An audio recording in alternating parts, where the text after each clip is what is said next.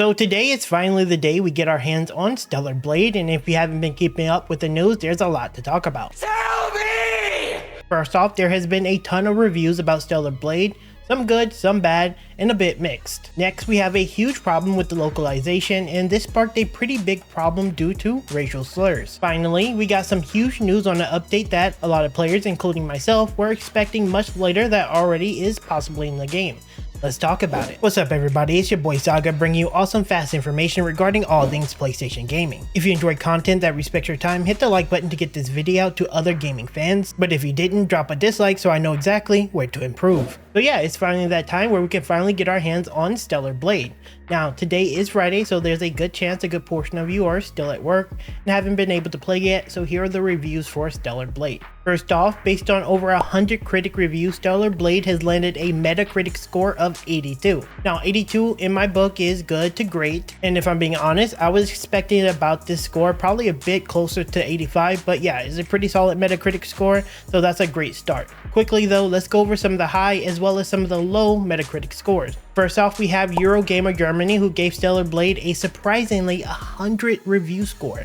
They said this: much seems familiar and sometimes a tad uniform, but a strong combat system, excellent boss fight, and exciting scenario.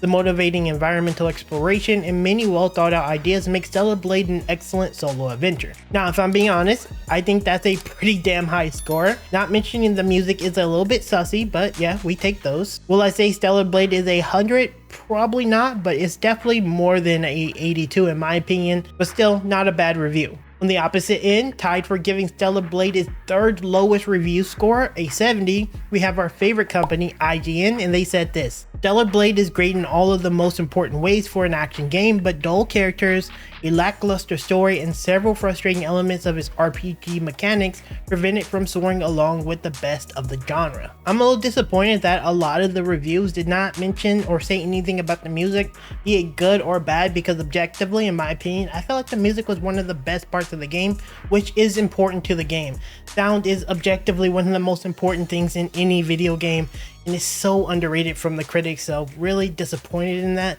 But looking at our scores, you know, IGN is always going to give a questionable rating, but it is what it is. With that said, those are pretty much the scores. There's like 5 or 4 more reviewers left. I don't think that's really going to change the rating, but yeah, we have a solid 82.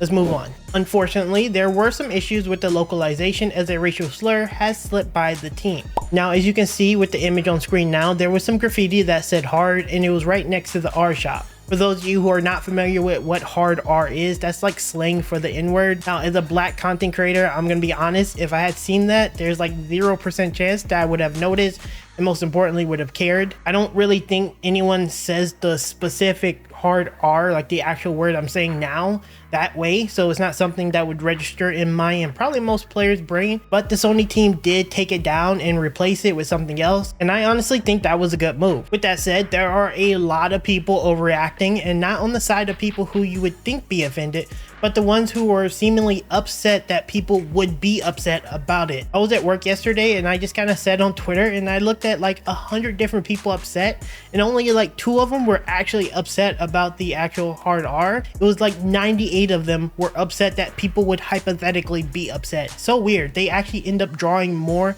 controversy to the actual thing than the people that hypothetically would be offended. Now, of course, there's always going to be someone that's going to be offended. There's always going to be someone who does anything stupid. But in the same vein, there was a lot of self-inflicted drama from a lot of people, and on both ends, it just seemed kind of childish and stupid. Say what you want, both sides is super annoying to me when it comes to issues like this. I just want to enjoy a video game and just play it for what it is. It's too bad the localization team didn't catch it, and to be quite frank, I don't think they were looking for it, because to be fair, I don't think I would look for that as well. So a little unfortunate, but Sony took it down, and I still stand by. I think that's the right move. I will say though, there are a lot of people saying that the game is going to be censored now, and I will say to those people, take the drama caps off. I hate having this conversation. I hate talking about it because there's so much drama and it takes so much away from the actual game itself, because I do think it's such a solid game, but it is something that needs to be talked about because again, it's something that you probably going to see, and I don't want you to be surprised by it. Moving on to something more relevant, let's talk about something we speculated last week, and that was New Game Plus. Now personally, I thought it was going to be implemented after a couple of weeks. If you guys watch any of my Spider-Man content, then you should be fairly familiar with Insomniac. They kind of do this thing, or at least what I feel they do, is they will release New Game Plus